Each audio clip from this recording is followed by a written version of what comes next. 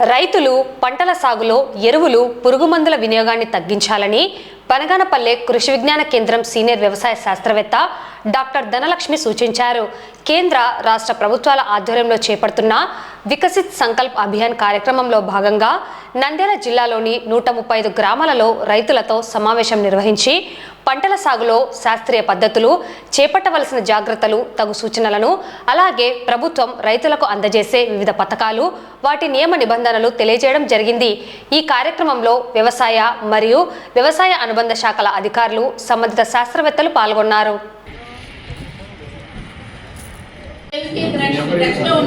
వికసిత్ కృషి సంకల్ప్ అభియాన్ అనే కార్యక్రమం గత నెల 29వ తేదీ నుంచి ఈ నెల 12వ తేదీ వరకు 15 రోజులు 135 గ్రామాల్లో చేపట్టడం జరుగుతుంది.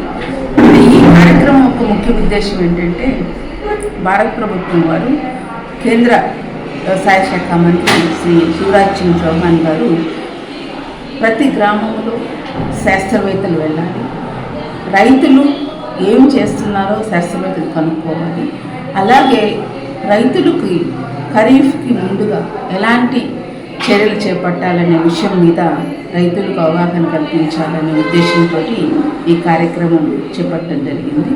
సో ఈ కార్యక్రమంలో ముఖ్యంగా వివిధ వ్యవసాయ పరిశోధనా స్థానాల నుంచి శాస్త్రవేత్తలు వచ్చారు.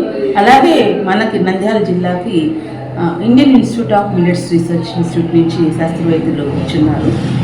ఈ కార్యక్రమంలో మనం రైతులకు తెలియజేసేది ఏంటంటే, ముఖ్యంగా మన జిల్లాని ఉద్దేశం పెట్టుకొని ఎరువుల వినియోగం తగ్గించడం. ప్రప్రథంగా మన జిల్లా చాలా ఎక్కువగా ఎరువుల వినియోగము, అదేవిధంగా పురుగుమందుల వినియోగం కూడా ఎక్కువ ఉంది, దాన్ని తగ్గించడము.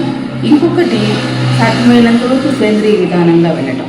ఈ రెండు చేయాలనేది భారత ప్రభుత్వం పెద్ద సంఖ్యలో అంటే అదే పనిగా చెప్తా ఉంది. మనకు తెలుసు, ఆల్రెడీ మనకి సుమారు 200 కోట్ల రూపాయలు మనం ఎరువుల మీద మనకి ఖర్చు అవుతాము, ప్రతి సంవత్సరం ఖర్చు అవుతుంది. అది తగ్గించాలనేది ప్రభుత్వం యొక్క ఉద్దేశం. ఇంకొకటి ఏంటంటే, గ్రామ స్థాయిలో రైతుల దగ్గర కొత్త ఆవిష్కరణలు కూడా ఉండొచ్చు. ఆ ఆవిష్కరణలన్నింటినీ కూడా శాస్త్రవేత్తలు తెలుసుకొని దాన్ని శాస్త్రోక్తంగా ఎంతవరకు ప్రయోగం చేసి దాని ఫలితాలు కూడా చూడాలనేది ఒక ఉద్దేశం. అంతేకాకుండా ఇది మన కేంద్ర ప్రభుత్వము, రాష్ట్ర ప్రభుత్వం అందరూ కలిపి చేస్తున్నాం కాబట్టి రైతులకి ప్రభుత్వం ఎలాంటి పథకాలు ప్రవేశపెట్టింది, ఆ పథకాల ప్రయోజనాలు ఎలా పొందాలి, దాంట్లో మనం రైతులు ఎలాంటి రూల్స్, రెగ్యులేషన్స్ ఉంటాయి, అవన్నీ కూడా ఈ కార్యక్రమంలో తెలియజేయడం జరిగింది. అంటే ఇప్పుడు అందుకనేసి ఈ కార్యక్రమం 29న మహానంది మండలం బుక్కాపురంలో కలెక్టర్ గారి మీద, వారి చేతుల మీద మనం ఓపెన్ చేశాము. అలాగే కార్యక్రమం చివరిగా మనం ముచ్చుమరి గ్రామంలో ఎంపీ గారు ఆ ప్రోగ్రామ్కి చీఫ్ గెస్ట్ అటెండ్ అవుతారు. సో అక్కడ ఎండ్ చేస్తాము. సో దీనికి కూడా మనకి ఖరీఫ్కి ఎలా సమాయత్తం కావాలనే విషయం మీద కూడా కరపత్రాలు కూడా రైతులందరికీ కూడా మన 135 గ్రామాల్లో మనం రైతులకి కరపత్రాలు కూడా పంచడం జరుగుతుంది. సో దీంట్లో మన కృషి విజ్ఞాన కేంద్రం శాస్త్రవేత్తలు, వ్యవసాయం సంబంధించి హార్టికల్చర్, యానిమల్ హస్బెండరీ, అలాగే అగ్రికల్చర్ ఇంజనీరింగ్ అందరూ శాస్త్రవేత్తలు ఉన్నారు. సో రోజు 9 గ్రామాలు తిరుగుతున్నాం, 3 టీంలు వేసుకుని 9 గ్రామాలు తిరుగుతాము.